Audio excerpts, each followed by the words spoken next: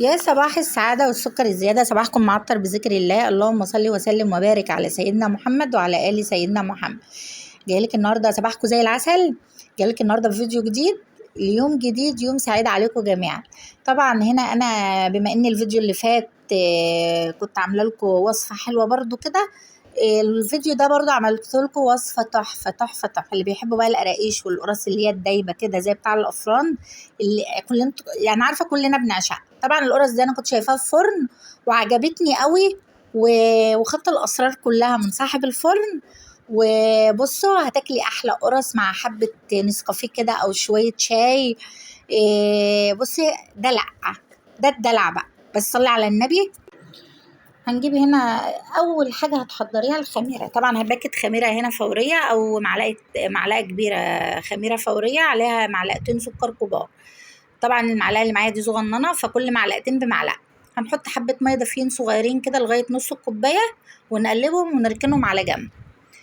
نيجي بقى هنا للمواد الجافة. المواد الأول السمنة. طبعا النص كيلو دقيق أنا عاملة كيلو، النص عليه كوبايتين سمنة مسيحة. ممكن تحطي نص سمنة والنص زيت، بس هقولك هتبقى مقرمشة قوي. احنا عاوزين قرص دايبة زي بتاع الأفران بالظبط.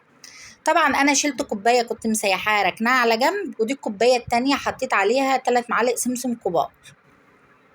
السمسم طبعا ما كانش متحمر، فطبعا اللي هنا السمنه كانت سايحه قوي سخنه يعني، فحطيت هنا السمسم عشان يوحد لون السمسم، ما يبقاش عندي واحده غامقه وواحده فاتحه.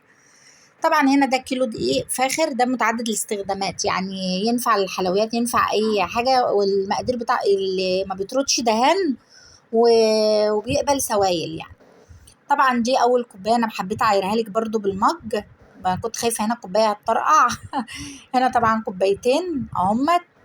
حطيت بقى هنا طبعا على الدقيق ربع معلقه ملح، وقلبت الدقيق كويس كده في الملح، ونزلت هنا عليه وحطيت، نسيت هنا احط معلقه ريحه الكحك او معلقه شمر او ينسون، او ممكن ما تحطيش خالص، بس انا من الناس اللي بحب كحك يعني ريحه الكحك. دي حاجه كده بتتجاب من العطار، بتبقى عباره عن شمر على محلب، حاجات كتير كده هما بيعملوها وبيبقوا طحنين. حطيت معلقه كبيره، وبدات هنا افرج بقى ايه السمنه لغايه ما تبقى زي حبات الرمل كده. تعرفي انها شربت السوائل، ما انا اكور كده الدقيق ويطلع في ايدك زي الكتله كده وتفكيه. بدات هنا اوزع بقى الخميره، هوزعها قوي على الدقيق كده واعجنها، وبعدين هنزل بقى هنا بالسوائل.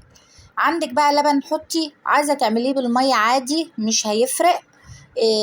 لو ما عندكش حليب خالص خلاص ماشي، نحط كوبايه ميه. هي طبعا معايا هنا حطيت الاول كوبايه الا ربع لبن او حليب، ونزلت بالربع التاني، يعني خد معايا بالظبط كوبايه. انتي ممكن دي بتاعك ياخد اكتر، فما ترتبطيش باللبن او الميه. طبعا هنا اعرف بقى انها اتبسست وطلعت حلوه ازاي، انها ما تشققش وما تفتحش من الجناب. لو فتحت يبقى هي لسه محتاجه ان انت تحط لها حبه ميه بساط او معلقتين لبن، يا معلقتين ميه يا معلقتين لبن. ركنتها هنا بقى في جنب، وجبت هنا العجوه بقى او البلح او التمر براحتك بقى. دي من الحاجات اللي انا بحبها بصراحه، عن اللي هي البلح اللي هو بيبقى مفصص ده نوع كويس. بتحطي بقى معلقه سمسم، وحطي هنا معلقتين سمنه سايحين كده واعجنيها، وابتدي كوري على قد الكور اللي احنا هنعملها للقراص. القرص دي بقى بصوا تحفه وريحتها جميله. وهنا بقى عايزه تعمليها بسمنه بلدي اعملي، سمنه مخلوطه براحتك، سمنه نباتي عادي، زيت براحتك. يعني هنا الدهان بس خلي المقادير مظبوطه وما تقلليش، عشان طبعا لو قللنا الدهان شويه هتبقى تقلب العجينه ناشفه قوي، يعني زي اللي هي عجينه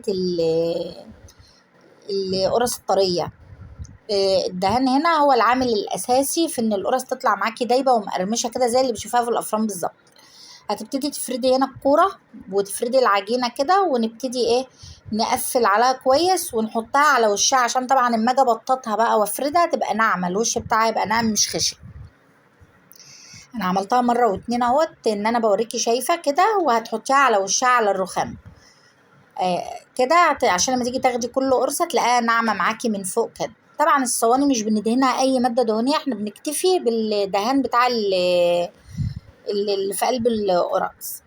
وهنا طبعا هتبتدي تبططيها، مش هنرققها قوي ولا هنطخنها قوي، لان طبعا دي القرص دي بعد التسويه هتبقى السمك بتاعها والارتفاع مش زي القرص العاديه. انا شفتها في الفرن كده مخرمينها وعشان طبعا ما تعلاش معاكي بعد التسويه وهي في قلب الفرن يعني، او بعد التخمير. هنا طبعا هبتدي اخرمها هنا شيش طاووق بقى او بالشوكه او باي حاجه، المهم خرميها كده. عايزه ده ما تخرمهاش وتسيبها قرص عاديه هتبقى جميله، وهتبقى معاكي برضو قبه شويه كده وعاليه يعني. فده براحتك، عايزه تعليها براحتك، عايزه تخليها تفضل السمك بتاعها واطي اعمليها زي ما انا عملتها كده. بصراحه مقرمشه وحمرتها بقى زي ما انتم شايفينها في اول الفيديو كده. بصراحه والله الكاميرا ظلمها، هي اللون بتاعها في الحقيقه تحفه، لون ذهبي كده غامق مش فاتح. انا كنت عاوزاها تبقى متحمصه كده، وانا ولادي اللي بيحبوها متحمره يعني. هنا بدات عمل معايا كميه ما شاء الله، 5 صواني، معتبرين عملوا معايا بالظبط 57 قرصه. ممكن انتي تعملوهم لو صغرتي عن ما انا عامله هيفرطوا معاكي كتير، بس انا عملت الحجم ده. هنا بعد بقى ما حطيتها بعد ما خمرت سبتها اختمرت خالص، قعدت بالظبط في قلب الصواني نص ساعه، وكانت علب. كنت قايده بقى الفرن هنا قبلها ب10 دقايق وتدخلها على فرن سخن، ساعه ما تدي لون من تحت افتحي لها الشوايه من فوق. شايفين بسم الله ما شاء الله جميله ومقرمشه، كانت هنا لسه سخنه والله ما كانتش لسه قعدت يعني شويه. دي بقى بعد ما قعدت لها يجي ساعتين كده، شايفين جميله ودايبه كده.